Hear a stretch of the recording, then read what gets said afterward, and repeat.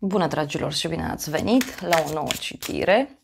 Dacă titlul te-a atras, înseamnă că ai aici cu siguranță un mesaj pentru tine. Îți mulțumesc pentru că mă urmărești, îți mulțumesc pentru că mi-ești alături. Dacă vrei și tu astfel de citire, te invit oricând, cu drag, doar pe aplicația de tarot și astrologie Cristina Zurba, disponibilă atât pe iPhone cât și pe Android. Bun, avem un paj de bâte și cavalerul de bâte. Deci este o perioadă în care lucrurile aici se manifestă în viața ta cu viteza luminii. Discutăm și despre o perioadă de pasiune, curaj, entuziasm. Este o perioadă în care văd aici că sunt persoane în jurul tău care îți sar foarte repede în ajutor, persoane care te ajută să miști totul mult mai repede. Poate să fie și o perioadă de pasiune pentru unii dintre voi, adică fie v-ați îndrăgostit de cineva, fie aveți persoane în jur cărora le place așa să se distreze, să-și trăiască viața din plin. Ce mai văd aici cu pajul de bâte poate să reprezinte și o persoană mai tânără în jurul vostru.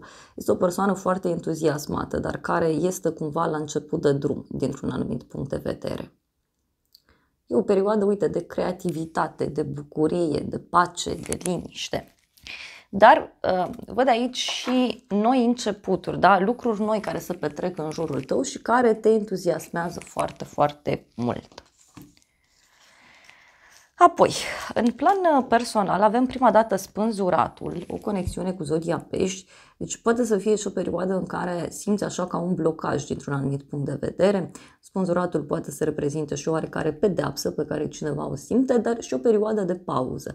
Parcă e un moment în care începi să vezi viața altfel, începi să vezi lucrurile diferit. Apoi avem justiția, o conexiune cu zodia balanță, foarte interesant, deci aici putem să discutăm și despre o perioadă în care e ca și cum ți se face dreptate, dar pentru unii simt aici că parcă e ceva karmic ce e nevoie să duceți în spate. Da? Apoi avem îndrăgostiții, o legătură cu zodia Gemeni, da? Deci poate să fie și o decizie în dragoste. Pentru unii poate să reprezinte și un sacrificiu în plan personal pe care îl faceți, poate chiar discutăm de sfera relațiilor. Da? Și acest sacrificiu cumva te ajută. Da? Te ajută. E un moment în care, uite, e ca și cum cineva cântărește, cineva ia o decizie importantă privind o relație, fie o relație de iubire, fie o relație de prietenie. Poate să fie, bineînțeles, și o perioadă în care tu începi să vezi lucrurile mult mai clar. Hai să vedem puțin despre ce este vorba. 10 de cupe, uite, ideea de familie. Da? Poate să fie, uite, o perioadă pentru tine în care te sacrifici pentru familie, pentru persoane apropiate, dar cel mai văd este și o perioadă în care tu te concentrezi foarte mult fie pe a avea grijă de ceilalți, fie sunt oameni în jurul tău care te ajută. Dar vezi și un personaj aici care suferă.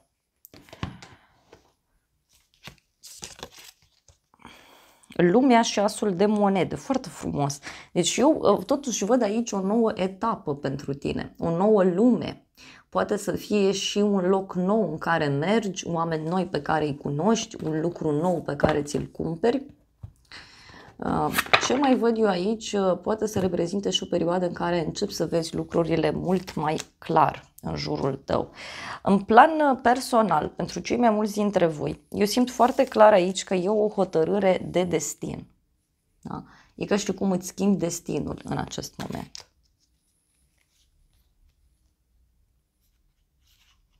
Patru de monede, 5 de monede, 6 de monede, e ca și cum ești foarte hotărât să lași tot în urmă și să mergi spre o altă direcție.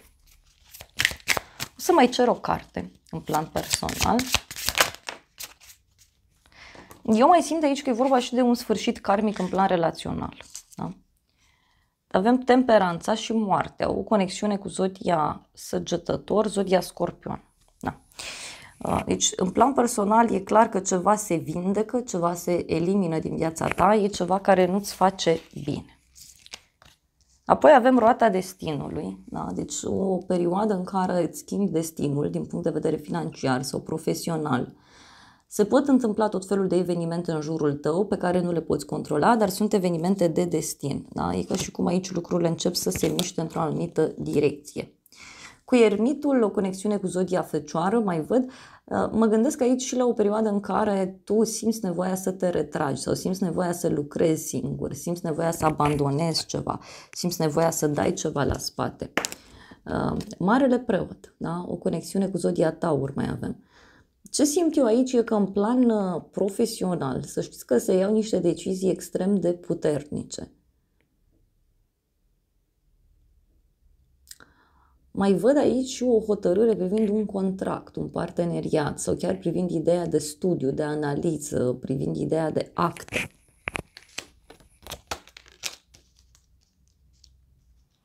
O lecție de destin pe care eu o mai văd aici.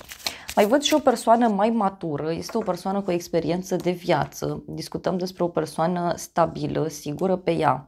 E cineva care își dorește foarte mult să se apropie de tine, este o persoană care te poate sfătui, te poate îndruma. Hai să vedem totuși despre ce este vorba cu roata destinului.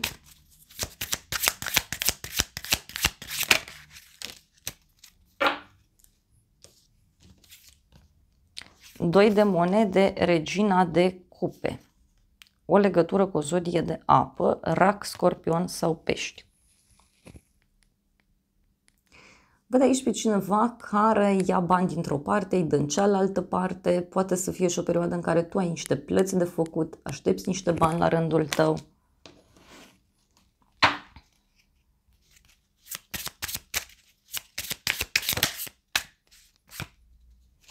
Pajul de bâte, da? Deci e vorba de un nou mod de a acționa. Poate să fie vorba, uite, cu pajul ăsta de bâte, să se repetă mesajul și despre un cadou, da, pe care îl primești, o propunere, o veste bună. Pui un pas înainte.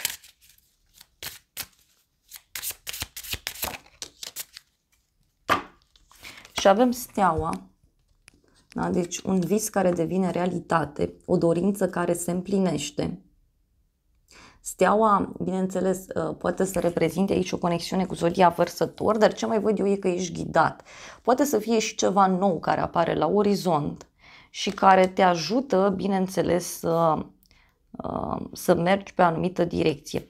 Pentru unii mai simt aici că are legătură și cu dragostea, da? Adică și cum apare dragostea la locul de muncă sau prin intermediul profesiei poți să cunoști pe cineva. E o veste bună pe care eu o văd aici și care, din ce văd, are legătură cu ideea de studiu sau o veste bună care are legătură cu un profesor sau cu o persoană care e bine văzută.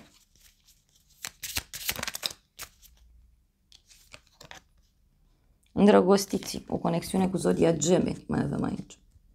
Deci o decizie mare pe care eu o văd între minte și inimă.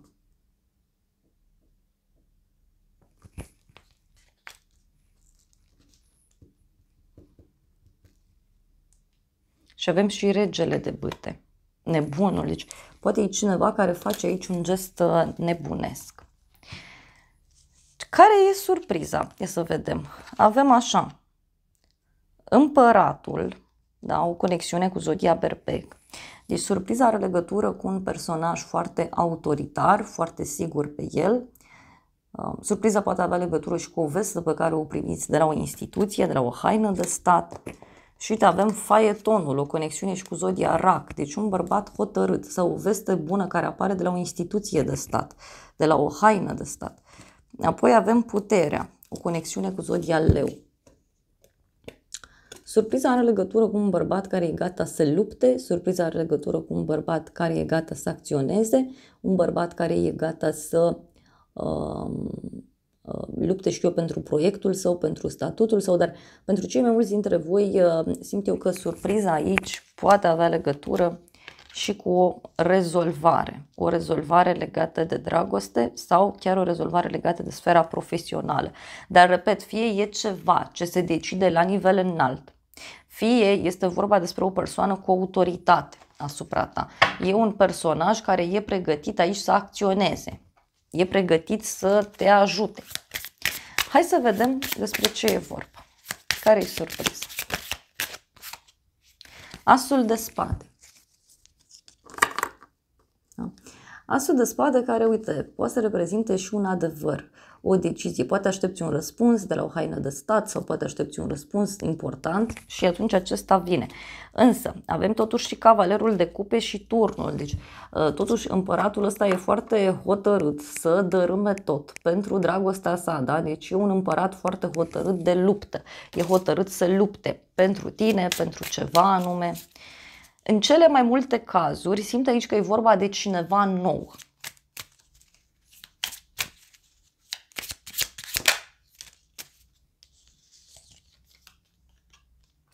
Turnul, da? Deci cineva care explodează. Cineva care spune lucrurilor pe nume.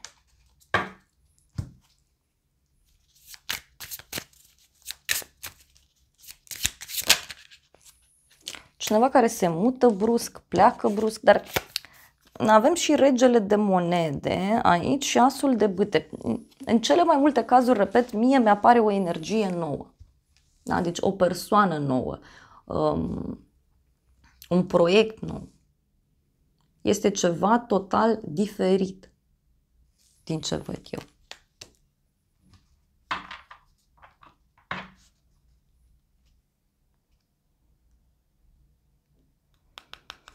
Personaj care e gata de luptă. Mai avem o legătură cu o zodie de pământ, Taur, Fecioară, Capricorn. Surpriza e cineva care vine în forță. Da? Avem și un rege de cupe. Poate e vorba și de un personaj aici care e foarte ușor de influențat, este o persoană foarte sufletistă, dar în același timp foarte ușor de influențat.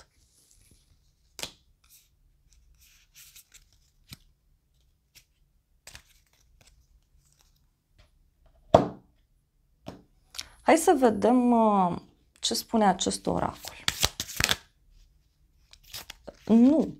Deci cineva care tună și fulgeră, cineva care nu acceptă.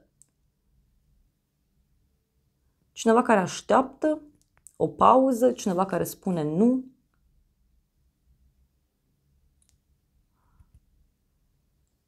Un refuz a cuiva. Da? Deci un refuz a cuiva. Cineva care tună și fulgeră.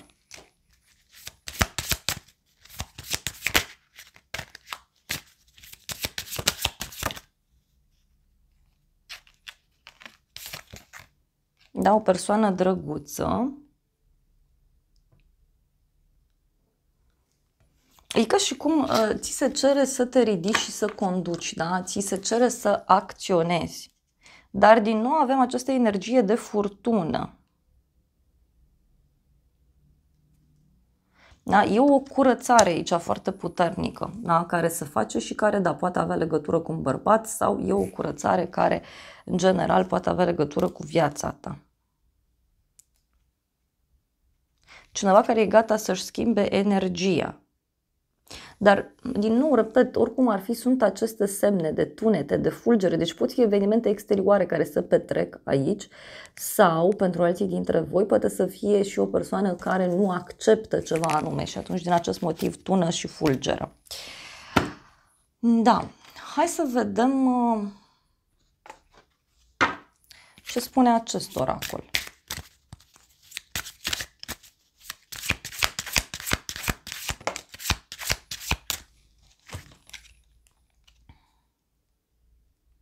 Și că privește cuvintele tale, spiritul papagalului, numărul 45.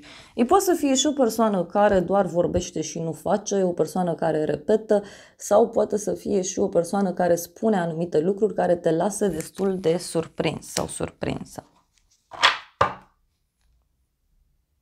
Spiritul coiotului. Ai încredere în divinitate, în întoarcerea acestea divine. E ca și cum se întoarce roata pentru cineva. Avem spiritul ciorii. Creează cu spiritul. Deci, din nou, mie mi se accentuează această idee că e posibil ca surpriza să aibă legătură cu niște vești ciudate legate de acest personaj. Fie este vorba despre un bărbat cu autoritate din familie, din cercul de prieteni, din cartier sau de la locul de muncă. Pentru alții e vorba de o decizie la nivel înalt, care nu mai ține de voi.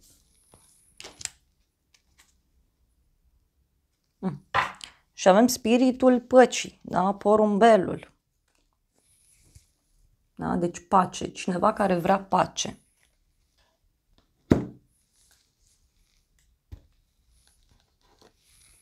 Hai să vedem ce spune și oracolul lui.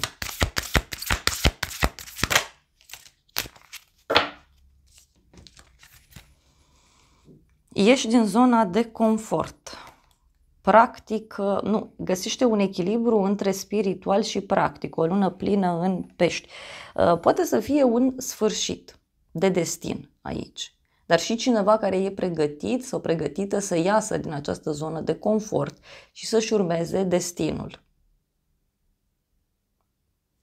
Cineva care poate să găsească în sfârșit un echilibru între ceea ce spune și ceea ce face. Cineva care acționează.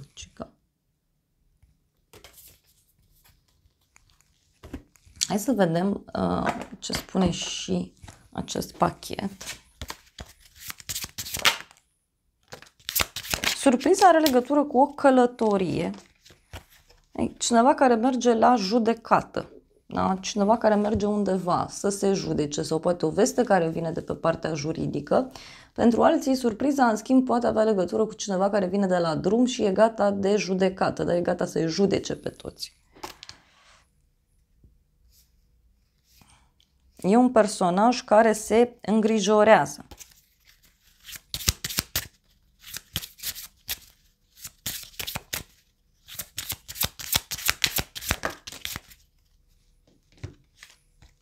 Avem un mesaj de îngrijorare și gânduri. Deci, surpriza poate avea legătură cu cineva care se îngrijorează în legătură cu tine și reacționează într-un mod absolut ciudat, absolut fantastic. Parcă e o persoană în criză de timp, îmi vine să spun. E un personaj care e gata de război, e gata de schimbare. De ce văd eu aici? E și o persoană falsă la mijloc, da? E și un personaj fals.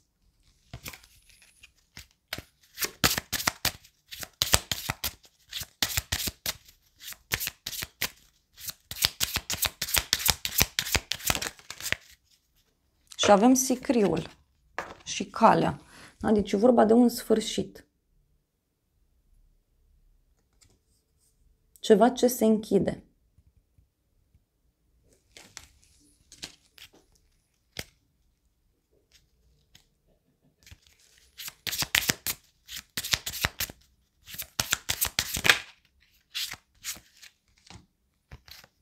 Avem îndrăgostiți și bani neașteptați. Poate să fie, nu știu, și o veste legată de niște bani, bani de la stat, bani de undeva. Poate pentru unii e ceva legat și de o pasiune pe care o aveți. Na, dragilor, acestea au fost previziunile de această dată. Eu vă mulțumesc pentru prezență, vă îmbrățișez cu drag, sper din suflet să vă fie de folos informațiile și să ne revedem cu bine și data viitoare. Eu vă doresc să aveți parte de o zi sau de o seară cât mai frumoasă.